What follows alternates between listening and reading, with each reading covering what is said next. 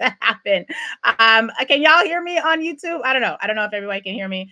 We're going to try to make it work either way. So, as I said, welcome back to the Lurie Daniel Favors Show on SiriusXM's Urban View, where talk empowers and becomes action. I want to have a conversation today. Unfortunately, is in the FAFO situation or the FAFO context. F around and find out. And this one actually makes me sad. A lot of times when I'm talking about FAFO, it makes me, whoo, y'all should have known because we told you so. But now it's just the reality of how much people are suffering is sinking in. And it's sad. It's sad to me because this was unnecessary, but here we are. So one of the first things that came across my desk over the past couple of hours since our time together yesterday was a series of executive orders that Donald Trump, the co-president, signed just yesterday and the day before. And these were executive orders that were designed to have some really negative impacts on people who, frankly, are poor. And as I was explaining to the audience earlier today, Joyanne Reed has this really great video out on her Instagram right now, and I'm sure it's on other platforms as well, which she gives the history of the reality, which is that wealthy people in this country, the wealthy whites, have never wanted poor people programs. And when 1913, when income tax was first created, the wealthy whites were very upset that a portion of their income was going to be automatically taken and given to the government because they did not like that. They didn't like it at all.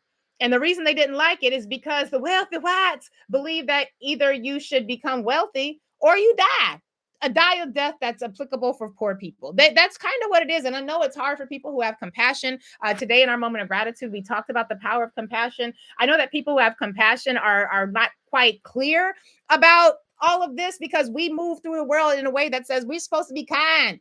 We're supposed to be loving. We follow the Beatitudes of Jesus for those who are in the Christian tradition. We don't follow the judgment of the Old Testament. And so it can be hard to realize just how many wealthy white people are grounded in a philosophy that says you either become wealthy so that you avoid the perishing realities of the poor, or you be poor and perish.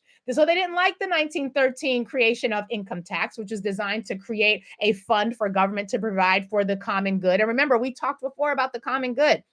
I don't have the money to hire a food inspector to make sure that the food I buy at the supermarket ain't going to kill me. You probably don't have the money to hire a food inspector also, but the federal government, by taking a little bit of money from all of us, is able to take those funds and create the Food and Drug Administration. I don't have the ability to sue my employer to make sure that when I work in a factory, they're not going to go tell me to stand in a big pot of goop that's going to turn me into like Project 2025 edition of Spider-Man because the chemicals are so awful. But I don't have the ability or the money to hire an occupational safety hazard inspector on my own. But the federal government, by taking a little bit of money from all of us, can set up OSHA, the Occupational Safety Hazard Agency, which is designed to make sure none of us have to work in a factory where we're going to stand in pots of goo that are going to turn us into bat people who hang upside down in cages next to folks named elongated muskrat. It's the point of government, to do for the collective what they cannot do for themselves. At least that's the point of government in a capitalist society. And so Joyanne Reed, again, as I said just a moment ago, talks extensively in that video about the fact that wealthy white people did not like Social Security. And we've been talking a lot about Social Security. They've been trying to get rid of Social Security since Social Security became a thing, because their philosophy was your program that is supposed to help you not die in poverty and destitution is called hard work. And if you work real hard and you do like I did, the wealthy whites, maybe you inherit a couple $1 million or $1 billion or whatever it is. But if you work real hard, you won't die destitute. If you die destitute, that's on you. That's the wealthy white approach. And they didn't like not just Social Security, but they didn't like old people health care, which is Medicare. They didn't like when the old people health care expanded to other poor people programs like Medicaid or Head Start or Meals on Wheels or any of the programs that essentially are designed to help people who do not make enough money in a capitalist society. And may I remind you that capitalism requires poor. It requires poverty, so that trickle-down economics is something that the poor will believe. And so the way that wealthy white people get poor white people to agree to vote for candidates who are going to destroy the programs that they as white people rely upon is to tell those white people that the blacks also need those programs. Because one thing we know about Americans is that if you tell them that they are going to get a benefit, they are all for the benefit. But if you tell them that a Black person is also going to get the benefit, well, clutch my white pearls, Cletus and Clem. The last thing we can do is let the Blacks get health care, even if it means we die because we don't have no health care on our own. And this is the white Christian way to the comment in the YouTube chat. This is the white Christian way. And so that's where the government has been sort of operating from. Project 2025 is all about eradicating the 20th century. And the 20th century is where we got things like unions, where we got things like the ability for people with the uterus, I mean women, to open up a bank account without their husband, brother, or fathers having to sign off on it. The 20th century is where we got things like healthcare for people who couldn't afford to pay for it on their own. Now, we don't have universal healthcare because, again, the wealthy whites convinced the poor white people that if they have universal healthcare, then that meant the Blacks were also going to get health care. And if you are a poor white socialized in this society, the last thing you want is Black people getting anything, even if it means you will get the things. And that's one of the reasons why racism is really good at tricking uneducated people, because racism is just about getting white people to agree to programs and policies that harm them, so long as it also harms Black people, which is why we repeat often Lyndon B. Johnson's quote where he says, if you can get the poorest white man to believe that he's better than the greatest Black man, he don't mind if you pick in his pockets. Hell, give him somebody to look down upon, and he will open up his pockets for you to pick for him. That's not a direct quote, but that's basically what the white man was saying. And that white man understood poor white people because he was a white president. If anybody would know, it's him. So let's look at what's happening right now. We learned over the past 2 days that Donald Trump ended President Joseph Robinette Biden's minimum wage rule. Now, I know a lot of y'all sometimes listen to these videos, you're like, well, that lady wasn't a good candidate and Bidenomics was terrible. Okay, you feel that way if you want to. We're going to talk about that in just a minute as well. But President Joe Biden had signed a rule that required businesses that contract with the federal government to pay workers a minimum wage of $17.75 an hour. He had actually raised the minimum wage from $7.25 an hour to $15 an hour, and that $15 an hour increase had an automatic update feature to it, which meant that in January of this year, right when your wealthy white president was getting inaugurated in January of this year, that $15 minimum wage payment, it automatically increased $2.75 to $17.75 an hour. And this was the minimum wage for businesses that contracted with the federal government. Remember, Lyndon B. Johnson had signed an executive order that said if you're going to contract with the federal government, you could not racially discriminate against people. Remember that? And that shifted hiring throughout the entire private sector as well, because privately owned entities want to be able to contract with the federal government. And so because they had to pledge that they were not going to discriminate in hiring, that executive order basically meant that now Black people had a shot.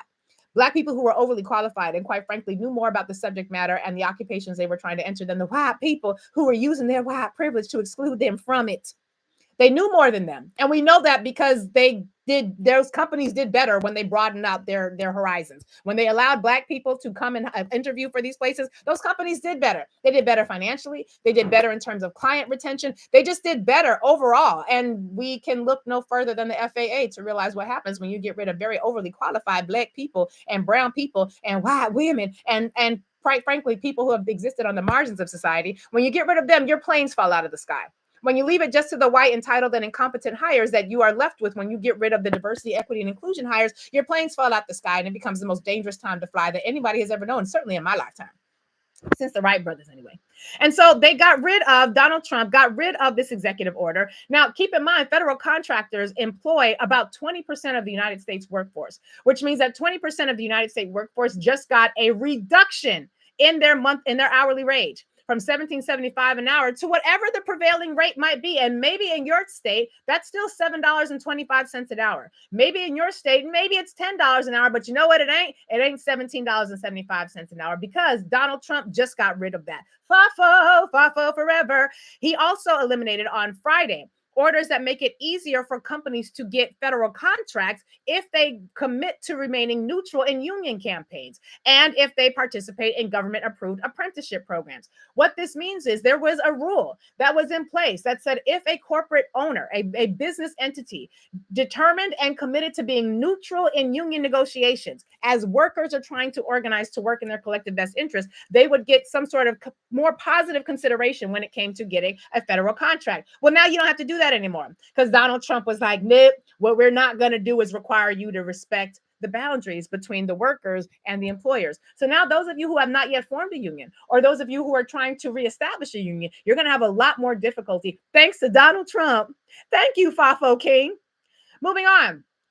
Number of folks who also voted for Donald Trump are realizing that their children are DEI, as in they receive benefits that were only established because of diversity, equity, and inclusion programs. We are learning from independent journalist Harrison Berger, who wrote that the AP had reported that parents of children with special needs are having increasing difficulty getting access to the Department of Education staff to assist with their cases because of the DOGE cuts and because, quote unquote, the staff has been directed to prioritize anti-Semitism cases. I'm not mad at focusing on anti-Semitism, and not at all. I think you should be focused on anti-anything, right? People mounting up to formulate policies that are in contravention of the rights of all of us to have access to equity and opportunity. Yeah, you should be anti that. But what's going on? Special ed kids can't get access to healthcare? Oh, right. Do you remember what the wealthy white approach to special education used to be? Put the special ed children in an insane asylum. Put them in an asylum. That's where they belong, because obviously they're not blessed by God. Because if they were blessed by God, they wouldn't have special needs. Now, would they? Y'all don't remember how, like in the 1900s, which my daughter always says, Mom, you were born in the 19s. I don't think you understand what we're dealing with today. But you don't remember the 1900s?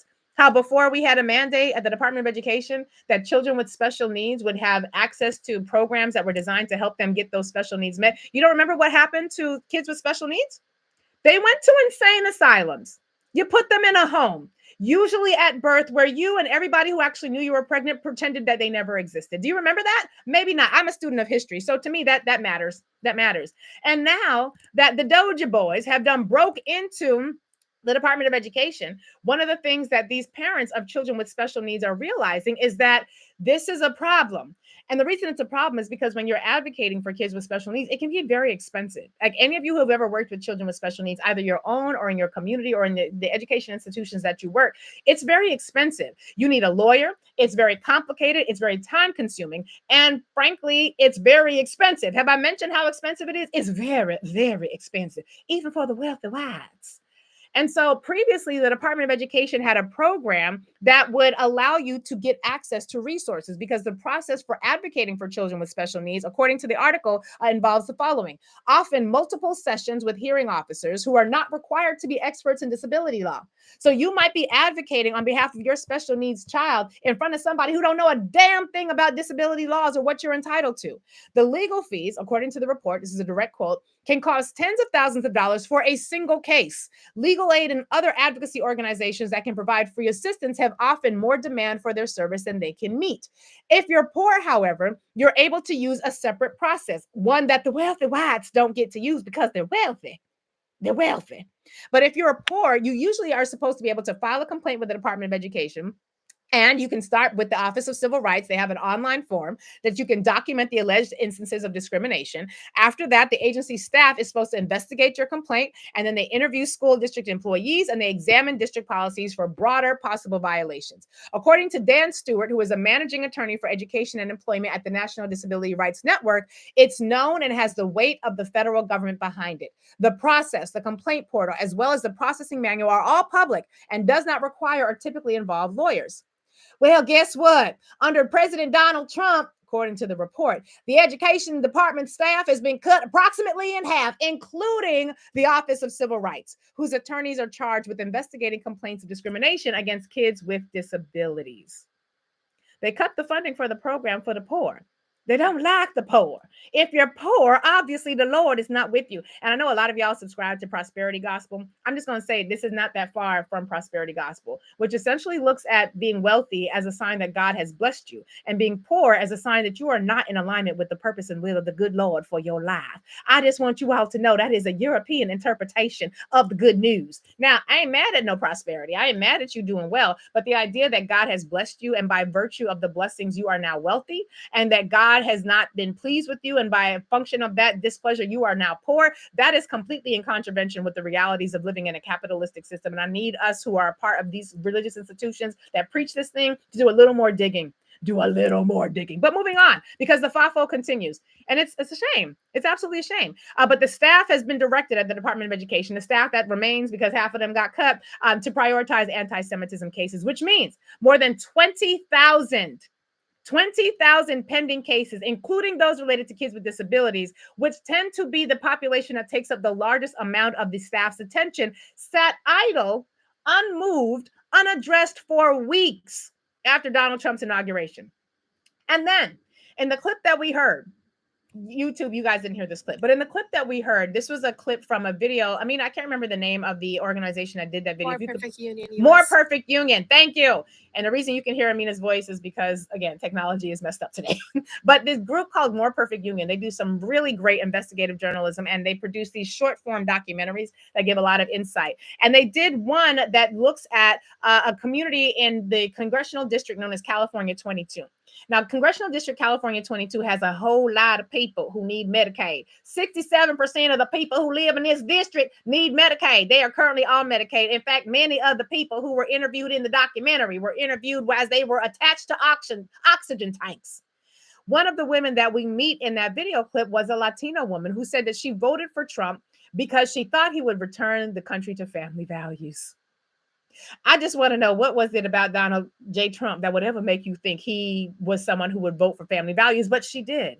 And this is the part that made me really sad, because she takes thousands of dollars in medications. Her daughter, who has cerebral palsy, probably because she was working in the migrant fields as a young person when she was pregnant, she gave birth to a daughter who did not have an arm and who has cerebral palsy. And there is a lot of room for believing that when those airplanes that spray the fields were also spraying the migrant workers who were working in the fields, that it caused a lot of birth defects. And her daughter was one of them. This woman also lives with her sister, who also has a physically debilitating disability. And my heart kind of broke for this woman, because she don't know. She don't know. And it reminded me of somebody who had commented on my YouTube page that the reason Kamala Harris lost is because she was a bad candidate and the Democrats ran a bad candidate. And I realized that once again, we are dealing with communities that have been so targeted with misinformation. It's just sad. It's just sad. And it's kind of heartbreaking. But I'm realizing also that we have to do a better job at preparing people to understand how politics works, to understand how politicians work, and to be more critical when it comes to taking in what they say and doing some research. And it's really easy to not do research when you dismantle the Department of Education. But I just wanted to, if we had not voted the way that the nation voted, and to be clear, there were bomb threats that were targeting Black communities and Black poll sites. There was voter suppression. We had millions of votes that were challenged by people who had nefarious intentions and, quite frankly, were just damn racist and they want Black people voting. We had other forms of voter suppression. So there were a lot of reasons why Donald Trump was able to, with less than 2% of the vote, actually win. Right? He didn't get to 50%, but he won by a margin of less than 2%. And I just feel like we have to be clear about what it is that people thought was happening and what is actually happening. Patrick Tomlinson, who was an independent writer, an author, and a number of other people wrote the following: if we had voted differently, and if people like the woman in this video had understood what was at risk, here are some of the differences that we would be experiencing right now. Because regardless of what you think about the candidate being a good candidate or not, sometimes we approach elections like we're looking for a lover. Right? We approach elections like we're looking for some extra pair of thighs to be in our bed. And I just would submit to you that that is the wrong way to look at elections, because here are the practical realities, the practical differences that we would have experienced if we had voted differently as a nation. We would have had up to $25,000 to buy our own homes. We would have had $50,000 to start new businesses. We would have had $6,000 to support the living expenses for new babies in their first year of life. We would have had hundreds of dollars per child, per family, per month send out to families due to the child tax credit. We would have had 401ks that would be growing, not shrinking. Inflation would be shrinking, not growing, because that's what was happening under the previous administration. Our interest rates would be falling. Veterans would still have their jobs, because up to 80,000 of them just got fired or are being fired by the Doji boys. Gaza would still have supplies and power. Now, Gaza would have still been under attack, but did you realize that overnight that the Israeli Defense Forces bombed an extensive portion of Gaza, killing hundreds of people, and now declaring that there must be an evacuation of the eastern portion of Gaza? Like that, not to say that Biden was good on this at all, because he was terrible, but that might not be happening. We would not have people trying to create the Riviera on the Palestinian Riviera. Terrible choices all around when it comes to that issue. But there are degrees of terror and degrees of awful that we just have to grapple with, particularly when we live in a capitalist society. Allies would not be canceling arms deals. Trump would actually be in prison. Elon Musk would still be under multiple criminal investigations. Social Security, Medicare, Medicaid would be protected. The FDA, the EPA, the NOAA, which is NOAA, NASA wouldn't be under attack. The FBI wouldn't be run by a madman. National intelligence wouldn't be run by a Russian agent. We wouldn't be drawing up plans to right now invade Panama, Mexico, Greenland, and Canada. There would be no tariffs on lumber and the deportation of workers. No one would have ever heard of the Gulf of America. There wouldn't be a vaccine denier managing measles outbreaks while H5N1 ramps up. Planes wouldn't be crashing in midair, catching fire and falling out the sky. Trans troops would still be serving the nation. Birthright citizenship wouldn't be under attack. American beer and whiskey would still be on Canadian shelves. Ukraine would be armed, and Russia would be in retreat. So this is what's at risk when you're looking for a candidate who's going to get you all moist and wet and excited like a lover. Like, this is what's at risk. And when you're looking for a candidate who's going to make you feel like your religion is being respected, I'm going to need you to take your religion and your concerns about prayer and morality. Have that conversation with your pastor. Have that conversation with your preacher or your faith leader. Don't bring that shit into the voting booth, because in the voting booth is where we get to be cold. It's where we get to be calculating. It's where we get to be ruthless about which of these candidates is either going to help our communities the most or harm our communities the least. That's the only question you need to answer in that voting booth. And as we see the reality of how bad this is, because some of you wanted somebody who's going to get you moist and wet between the legs. And when you went into the voting booth, I'm kidding, but I'm not kidding. We have Paul Dans, the former director of Project 2025, who has said the following: "This is working actually way beyond my wildest dreams." What is it he's talking about? The implementation of Project 2025. So perhaps instead of seeking candidate perfection, perhaps instead of seeking a candidate who's going to get us feeling like jelly in the knees when it comes to who's going to be sitting in the Oval Office, perhaps instead of looking for a candidate that you can have beer with, I don't want you drinking when you were elected. I want you sober-minded. I don't want to drink with you. I don't want to see you nowhere drinking. I want you sober-minded and handling the business of electoral politics. And your business as an elected official is to distribute resources in a way that is equitable, or you get fired by the voters and then we do it again with somebody else. But this is where we're at right now. So unfortunately, like previous FAFOs where I've been able to giggle and laugh and kiki and think it's hilarious and funny, this is just really sad to me. And what's even more sad is that we got several more years of this to navigate. And considering the people who created Project 2025 are now saying it's working far better beyond their wildest dreams, I think that just gives us all a real understanding as to what it is that we're grappling with, what it is that we're dealing with, and how we're going to have to figure out a way forward. Because we definitely are going to have to figure out a way forward. They're breaking this thing. And as they break it, it's going to be on us to envision what the future looks like, because it ain't going to fit within the confines of the past. I don't even want what we used to have. At this point, I want it all. I want it all. I deserve it all. We deserve it all. I don't want nothing that we used to have in the past. I want it better. I want it more amazing. I want it more equitable. I want to really breathe life into what it might look like to live in a multiracial democracy, because I ain't got no place for us to go. Have I mentioned that before? I ain't got no place for us to go. Yeah. All right, we got to go to commercial break. I want to thank you all for on YouTube for listening. 866-801-8255, 866-801-TALK is the number here at Urban View. We got some more to get into on the other side of this commercial break. I also want to thank those of you who downloaded the latest edition of the podcast. Lurie breaks it down. We, on this most recent episode that was out yesterday, we had a conversation about the notion of the righteous righteous. And the righteous righteous are you white people out there in the audience who are trying to do what's right. When you hear stories of slavery, you don't identify with the slave owner, you identify with the abolitionists, such as that is. And so we talked about righteous righteous, and we used some of the clips from my conversation with Chris Cooley, the former NFL punter, who has been very active as a white man, recognizing that Donald Trump is a white people problem, creating the sorts of structural inequities that we have right now. These are white people problems because y'all created it. And if you didn't create it, you benefit from it. And as a result, it's your responsibility to figure it out. And if you don't, that's fine, because we got something else. And the something else that we got is going to be far more beautiful, far more imaginative, far more awesome than what it is that your ancestors put together, because that was put together with some greed, some triflingness, and some selfishness. And frankly, y'all be lying to yourselves about white supremacy and all that. Anyway, we got to go to commercial break. Much more to come on the Lurie Daniel Favors Show. We'll be right back after this. Take my power, my power, my power. They feel away.